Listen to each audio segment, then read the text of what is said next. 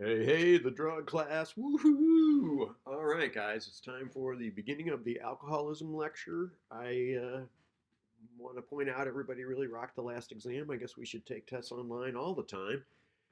Here are five of my favorite heavy drinkers. If anybody can tell me who the guy is in the upper right and post it right here on YouTube, you'll get an extra point on the exam 4. And promise things will keep rolling. Once we're done with this section, it's going to be all cannabis all the time. So let's get ready for the next exam. Oh, a nice old poster of some of the best writers who also happen to drink on occasion. Don Goodwin had a book called Alcoholism I, pointing out that basically, if you were an American and you happened to win the Nobel Prize for Literature, you were likely to also be an alcoholic. Obviously, I'm just trying to make the point that there's nothing inherently evil or unproductive about folks who have a alcohol use disorder. It could happen to any of us. Situations contribute. There may be some interactions with genetics. Let's keep our hearts open. Oh, and just a little callback to our guidelines for responsible drinking, particularly at this strange time. So, as I mentioned in the last lecture, please don't cluster your drinks, meaning let's keep quantity relatively reasonable and try to keep that peak blood alcohol concentration to a minimum. Odds are high you can have plenty of fun without having to go over a dangerous blood alcohol concentration. So eat something substantial before drinking. Again, advice consistent with that idea. You've seen some of those other harm reduction approaches. Put ice in your drink, alternate with water, like I said, to prevent hangover. Never drink alone. I haven't really seen those data. I should probably gather some. Obviously, the advantage of having other people there is you might drink more slowly, but unfortunately, if the other person's a heavy drinker, you might end up drinking more than you intended to as well. So I'm always kind of making fun of that guideline. And then don't drink and drive. There's really no reason in this day and age to have to drink and drive, and odds are high you can go get your car the next day. So this lecture's on alcohol use disorder. Formally, I did want to touch base on fetal alcohol syndrome just because I didn't think I did such a great job in the last lecture. The criteria for alcoholism will be the sort of hallmark of this lecture, and I do want to emphasize that the term alcoholism just got too slippery and too widely defined. So DSM-5 is essentially focused on what we're calling alcohol use disorder. I'm going to get into the individual symptoms and we'll talk about their reliability and validity, but all in all, it's a strange thing to try to make a diagnosis out of, and definitely not a categorical thing so much as on a continuum. I'm going to get into some of the history with alcohol and alcoholism, and really what we're focusing on is chronic effects of consistent exposure to the drug itself, and we're going to divide these up into hepatic, the liver stuff, cardiac, your implications for your heart, and cerebral. Really, I'm just mean what are the brain effects, and truth be told, none of these are impressively good. All right, well, so we alluded to fetal alcohol syndrome last time. I just want to remind folks that this is really a complicated diagnosis without necessarily reliable criteria that apply worldwide. So I'm hoping that this literature does get a little more focused. And it does have a mommy blaming theme sometimes. I really mean to avoid that. But if you are pregnant, by all means, do not drink alcohol. At least that's the push here in the US. I have seen some of those data. Straith Goose, some other folks, Nancy Day at Pittsburgh. It's just not the greatest idea. So what do we see? We see some retardation of growth. I think you can still say retardation without getting smacked these days. But the bottom line is these kids don't grow as rapidly as a fetus as well as later in life. Evidence of CNS abnormalities, I mean the central nervous system here. So we do see folks who have some cognitive deviance and rarely in the positive direction. And then these characteristic skull and facial appearances. So again, what we have are some hallmark signs that are associated with consumption of alcohol during pregnancy. These are soft signs and don't have a ton of specificity. So there are multiple ways to get some of these. Just because somebody's got a deviant ear shape or something like that, please don't blame their mother. It could have arisen from a number of issues. All right, so here's a wonderful illustration of it, but the bottom line is what we're going to look for is, first of all, that indistinct philtrum. I was struggling for that word last time. I should have remembered my good friend from high school who happened to really be articulate about that issue. She wrote her college essay on it, Ruth Monick. But what you see is that part of the upper lip that is usually, it's the spot where my mom said God would press you when you were done. Basically, there's an indentation there. It's not at all distinct in folks who've had exposure to alcohol as fetuses. This low nasal bridge as well. So the space between the eyes is not literally flat, but definitely flatter than normal. And I'm not just talking Semitic folks. And then some deviations in the folds around the eyelid. Those are often the ones that end up appearing on exams, for example. But this undeveloped jaw, thin upper lip, so some deviation around the mouth again, and then curved fifth finger, which is clinodactyly. And again, this can arise from a number of different sources, but that pinky kind of curving in also seems to appear a lot of times in response, especially at high doses, but again, not specific to alcohol exposure. There are a number of different ways that folks can end up with this anomaly. But when you get this whole cluster, obviously, you want to be leery and aware of it. And then this top of the ear underdeveloped. You see how it's kind of flat right there at the top.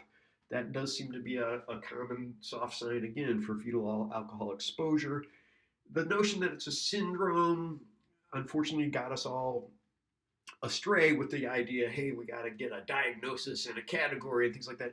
This really is along a continuum as well. So I like the notion of fetal alcohol effect, so to speak. So if it doesn't necessarily qualify for this, depending upon your definition, there still are small ways to keep an eye on potential exposure, and we want to just not treat this so dichotomously, as I will elaborate in our psychiatric meds lecture. Dichotomous thinking is an invitation to depression and anxiety.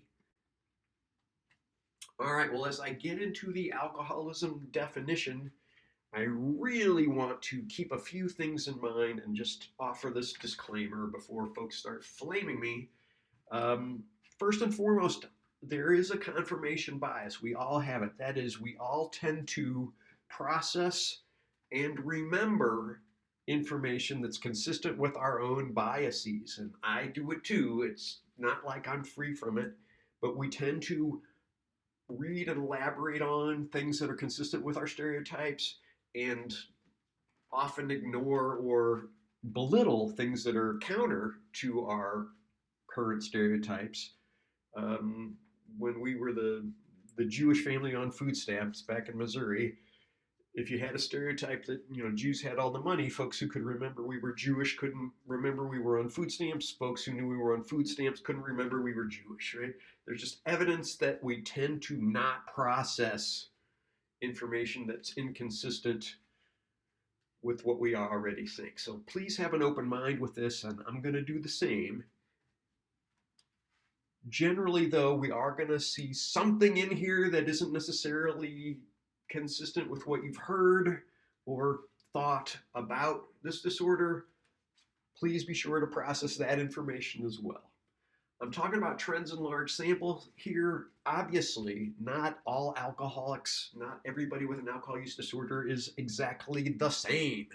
Not everybody with any of the disorders is exactly the same as everyone else, right? It's not anything but a set of symptoms. Let's not draw crazy stereotypes. Alcoholics are this way, alcoholics are that way, okay? It's a diverse, multifaceted issue.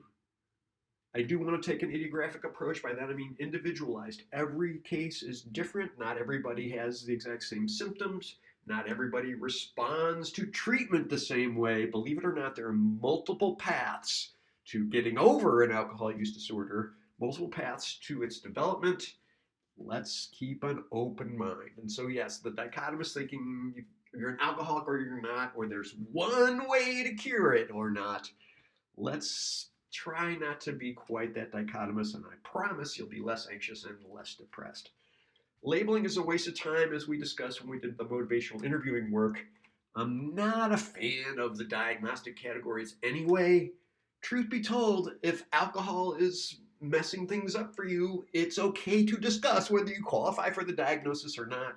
And this hair splitting, I remember my grandma walking in drunk one time saying, "Do you think 4 beers a night is an alcoholic?" Like, that's not how we need to do it, right? And this quantity and frequency notion is also not an issue. I want to focus on problems related to consumption, and let's just call it problems. Whether it's alcoholic or not, or alcohol use disorder or not, tends to be a distraction, particularly in treatment.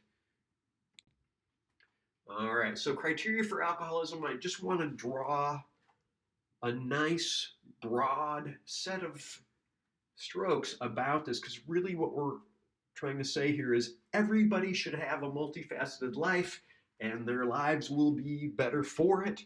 So when we're going to assess problems, we're going to assess them in multiple domains. So I assure you, I've worked with people who were quite successful in their jobs, but also would have qualified for alcohol use disorders. It's not enough to just have one domain in your life, and so that's kind of what we're hoping for here, is to get folks to really develop emotional, vocational, social, and family lives, have those facets, and as well as physical issues. So let's have our mental health, our physical health, and a connection to a community, and then that's going to make for a good life, and we have data consistent with that. So how is alcohol getting in the way of each of these? That's what we're going to assess. So the emotional problems, I've got depression here, but as you might guess, pretty much every disorder from simple phobia on can co-vary with alcohol consumption, and it need not be causal. There is an overlap with both depressed crews and anxious folks, some of the personality disorders, etc. But bottom line is that doesn't mean the alcohol is making those problems happen. Unfortunately, it can be very difficult to tease that apart while folks are also drinking at high doses. So let's keep that in mind. And I've certainly had clients where I felt like I couldn't really assess what was going on until the drinking was more under control. And the literature on, which do you treat first, as you can imagine, is kind of controversial and inconsistent. So vocational, I just mean, hey, are you functioning well at work? Your social issues, so, do you have friends who are more than just drinking buddies? Can you have a social interaction that doesn't involve alcohol? Family problems, I think we want to be really sensitive to this. I know different families have different standards. If you've got a client who's a Mormon and nobody else in the family drinks at all, and that poor person ends up drinking champagne once a year, let's not, exaggerate that as a family problem. But we do want to have connections to families if that's possible. And finally, just the physical issues. So we've got organ damage as an example here, but really they're actually pretty serious health impacts on alcohol, and sometimes at markedly lower doses than I used to think even just a couple of years ago. All right.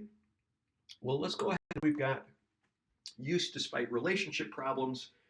I like the specificity of this because we start saying, okay, there's a set of problems and they can be in multiple domains, as I emphasized before. So, if family members, parents, children, other partners are giving you trouble about how frequently you drink or the intensity of your events, that's going to be something worth following up. Giving up activities. So this is kind of a wild one. I literally asked a client once, well, what do you remember doing before you started drinking? And he said, saying the Pledge of Allegiance, right? Which the joke was like, obviously he was in grade school when he last remembered not drinking during a day. But, folks who used to like to go outdoors or have fun alternative activities, attend religious services, read, right, you know, it suddenly started to see this narrowing of the range of actions. And it's usually, I go home, I start drinking, I watch TV, and that's kind of it. So, again, just another sign that maybe alcohol has become more of a priority than it needs to. Use in dangerous settings, this used to be sort of a hallmark of the abuse, but obviously this is a sign that something's going awry. So, if your job is to drive a forklift and you show there at a blood alcohol concentration of 0.08, that qualifies. You don't have to have a DWI, you don't have to have been caught doing it. Just the fact that you're doing it is enough to raise enough concern that this is worth addressing.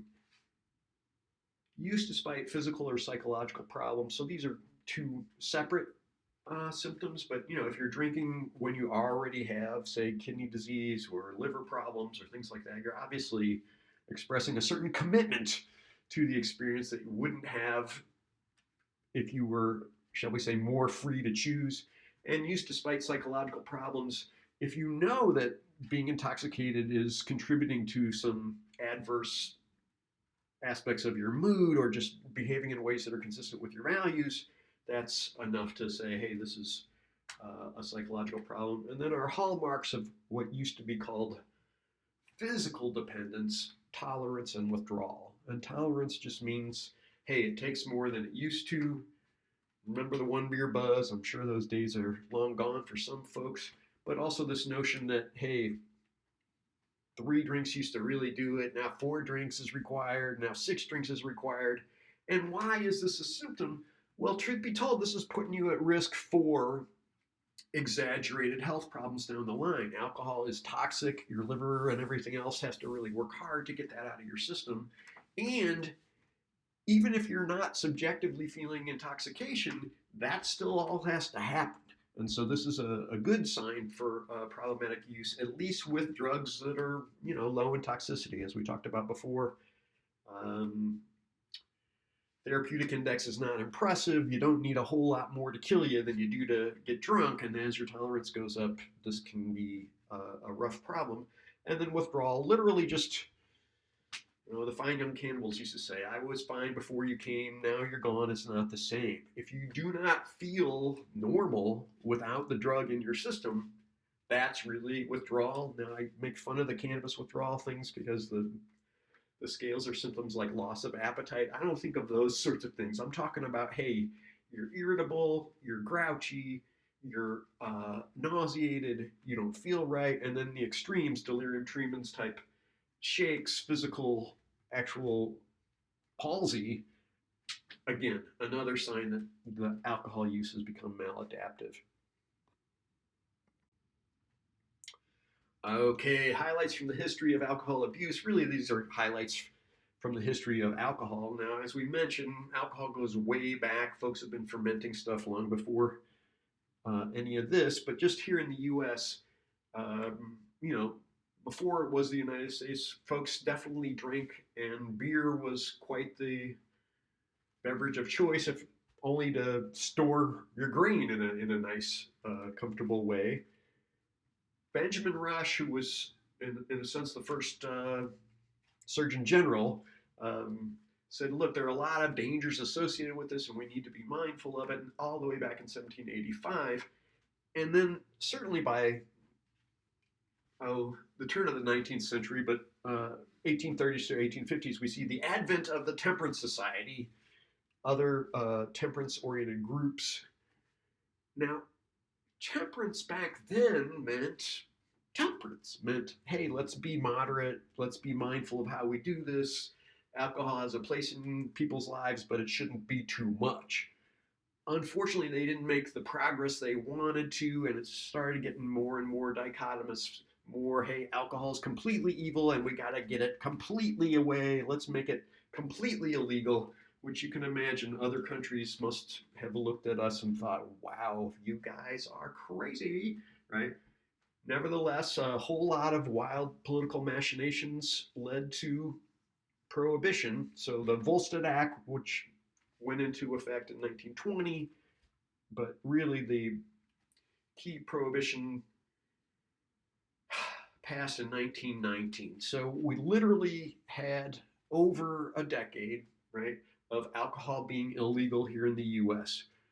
We did see ridiculous increases in organized crime as a response, a lot of methanol poisoning, really rough adverse effects. But the average amount consumed by the average person definitely dropped, and a whole bunch of light drinkers just did not drink at all. So, was prohibition a success? No, it was an abject failure in my position. But a lot of folks did drink markedly less. Prohibition was repealed in 1933 and basically just gave the option to each individual state in their individual counties that are still dry. Ironically, Champaign, Illinois, I think, is still in a dry county.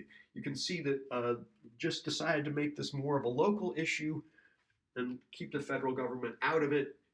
The covariation with economic difficulties does raise some certain concerns. The fact that alcohol is highly taxed and generated quite a bit of revenue for the government may have contributed to this, but also enforcement was really difficult, and you're essentially making a crime out of something that should be a health issue for reasons I will elaborate on.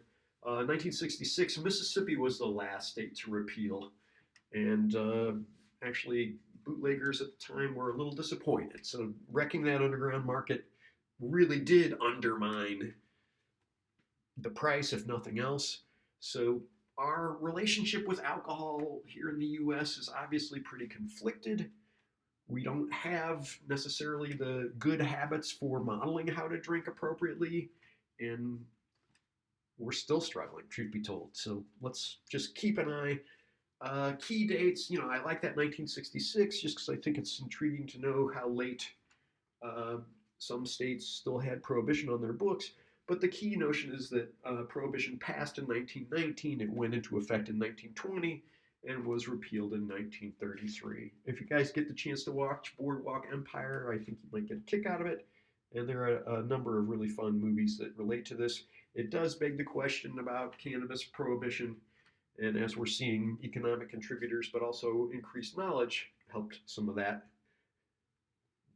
get repealed as well. So some elaboration on the withdrawal symptoms, just because this is a hallmark of what we used to call physical dependence. Mark Shuckett did some of this work, but basically folks were trying to divide it up into a sort of first cluster and second cluster, and maybe it's got something to do with the intensity of the withdrawal. I don't really buy the data that suggests these are distinct clusters. It's just that as your average consumption tends to increase, you're more likely to get some of these second cluster symptoms when you don't have alcohol in your system. So what are some classics? Well, insomnia, tremors is more of a late issue, anxiety, nausea, increased heart rate, and blood pressure. Now this is kind of curious because we're accustomed to alcohol itself increasing heart rate, so that withdrawal, we've seen a lot of opponent processes like with the opiates, but increased heart rate tends to be related to the anxiety and seems to be a curious hallmark of the beginning of alcohol withdrawal. And then that second cluster is delirium tremens, literally the mind shaking, right? Extreme disorientation. So folks in the middle of DTs do have a hard time responding to standard stimuli. You'll also see sweating and fever, and then frightening hallucinations. I'm always eager to try to document hallucinations, and it's just not easy to do. I've had 12-step folks tell me stories of pretty haunting, disturbing visual hallucinations, which, as you guys know, are rare in the psychotic disorders. So I do think that there is something novel about these. And unfortunately, at the ER, you just can't tell where these are coming from until folks have had the chance to dry out. But you often see all this sweating and fever that you wouldn't necessarily see in a psychotic disorder. And the disorientation is really haunting. So folks are kind of lost, kind of disconnected from, the group perceptions of reality. So these are hallmarks of the withdrawal, and you would know these if you saw them. All right, well, let's get into some of these hepatic issues. Bottom line is the liver disease is common from a number of different contributors, and alcoholics stereotypically aren't known for their splendid diet and other habits, and all of them contribute. My take-home message here, though, is that it's never too late to try to turn things around, but you only get one liver unless you luckily get a second one, and that's not easy, and you can take things too far. So fatty liver is just fat deposits in the liver. Literally, your liver is trying to break down this alcohol as best it can. Most folks can only metabolize about 0.02 an hour. So if you're going to bring the system up any higher than that, your liver is going to get overworked and end up basically having some extra fat deposits in among those cells. It's not even going to hurt. You're not even going to know. You might have some elevated liver enzymes when you get your physical that year, and that's the time to intervene. That's a good time to get to it right then, right?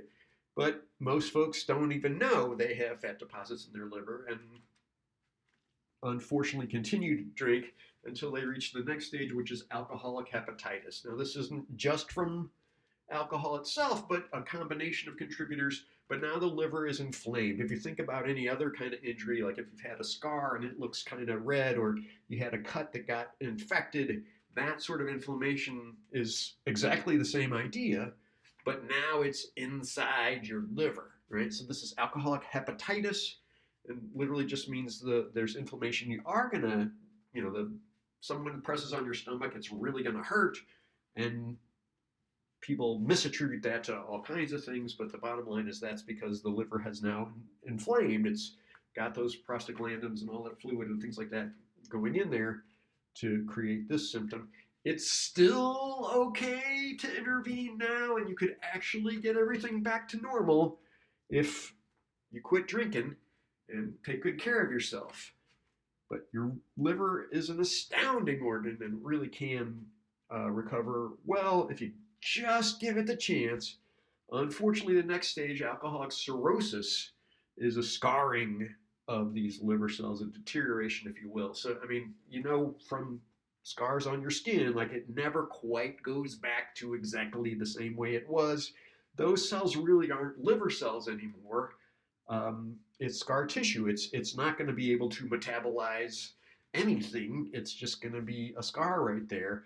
This is a tough one, and you start seeing like those folks who turn yellow. They basically have acetaldehyde and other congeners and things like that going around in their blood, and unfortunately, their liver can't keep up. So now you see this discoloration of their skin, the whites of their eyes, and things like that. But in addition, you've also got these molecules going around in your blood that just aren't really supposed to be there, and they're often high doses and seem to be the source of some of the cognitive effects that we're going to discuss in a minute. All right, so just be able to tell one of these from another and understand that fatty liver and hepatitis, alcoholic hepatitis at least, are much more reversible than cirrhosis itself. And again, don't give up just because you got cirrhosis. It's just, it would have been better to quit earlier. All right, well, the cardiovascular disease and cancer, these are controversial and strange data, but the cardiovascular effects at one time were, hey, guess what? A little bit of alcohol is good for you. And so we had that wild French wine and cheese effect where the French paradox was basically, hey, these guys go around drinking a whole lot, and how come they don't have the cardiac problems we have? And truth be told, I think they're just more mellow in general. And this red wine, we did isolate resveratrol, the chemical that's in the skin of red grapes, and that molecule does have some cardioprotective effects. It's probably not the only one, and this notion that we're going to find the single molecule to fix whatever it is really just silly.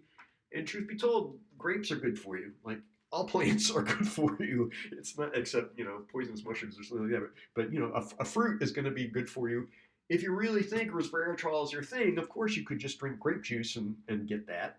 So what do we see? 1 out of 4 alcoholics develops cardiovascular problems directly related to chronic consumption. So the cardiac myopathy, the swelling around the heart, and things like that, it's really rough. Now we do have the comorbid cigarette smoking a lot of the time, so it's hard to estimate the exact size of this effect, but it really isn't that good for you. And then if there are cardioprotective effects, say from red wine or things like that, there are probably ways to get there. You could take one of those little baby aspirins a day, or God forbid, just lay off the meat.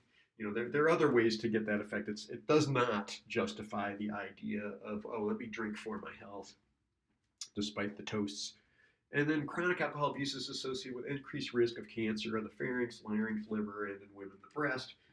I believe I touched on this last time, but the take-home message is basically any cell that ends up in regular contact with alcohol has the opportunity to mutate and do end up with exaggerated rates of cancer in these folks.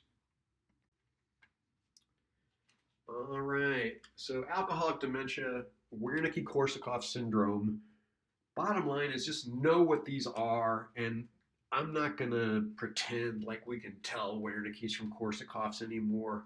These folks, it's just really hard, and they can be completely delightful and funny, and they just don't have the cognitive capacity that they once had. So alcoholic dementia is structural changes in the brain, and these often accompany a lower IQ, and more importantly, a decline in learning. So my friend Sarah Jo Nixon did a lot of this work. She'll just show you these MRI scans of people's brains who've been drinking a fifth a day, and the ventricles, the holes inside, are just huge, right? And that's brain structure. Like, that's not just a deviant oddball response to stimuli. Like, literally the cells just aren't there anymore.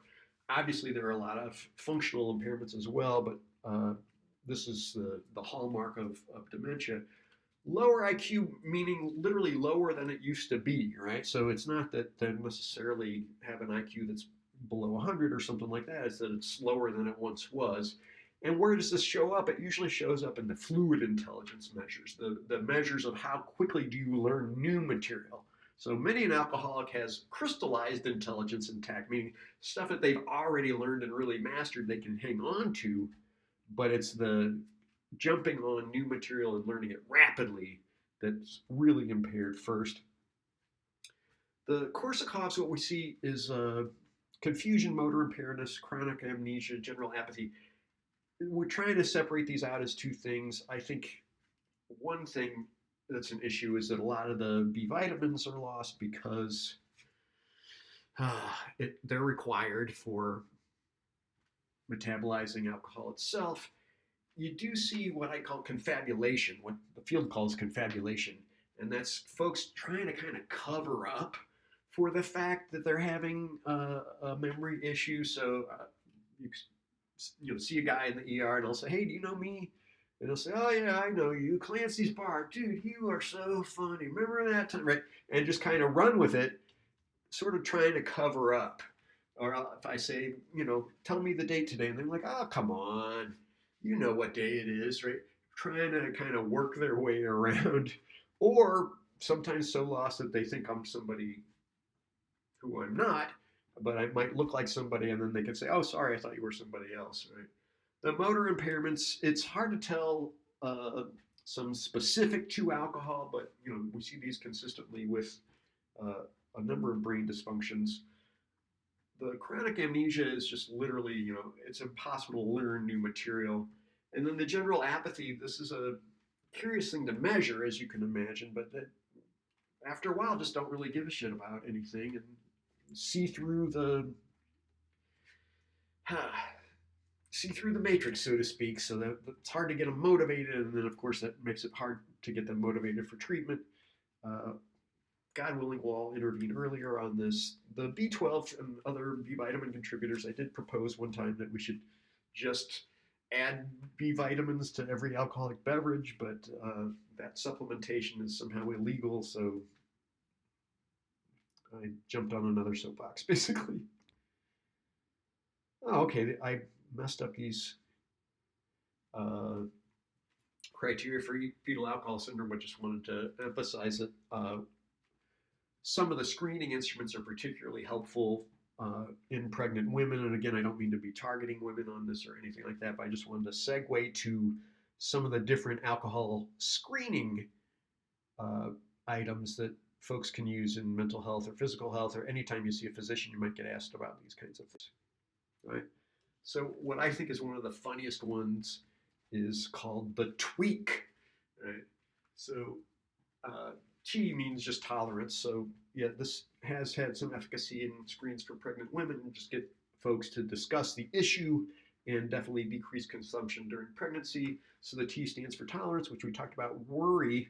So, do you worry about your alcohol use? It's, obviously going to vary with different folks depending upon what makes you worry. The E is for eye opener, and this is an obvious withdrawal relief issue. So, if you end up, you know, having to have a shot in the morning, or turning to a Bloody Mary every Sunday, that kind of thing. That's again a sign that there may be a problem here. A, amnesia or blackout. So again, just broadly, have there been periods of time when you forgot what was going on? And I love K because it's for cut down, right? Which is a silly way to have an acronym, but attempts to cut down on alcohol consumption. If it's been a struggle, or if you thought you should, that's enough information. And again, we're just trying to get the conversation going in a motivational interviewing perspective. The hope being that we can get folks to really just engage in some thoughtful discussions about trying to modify their behavior. All right. I'm going to go ahead and save this now, and we'll have the other one following right up.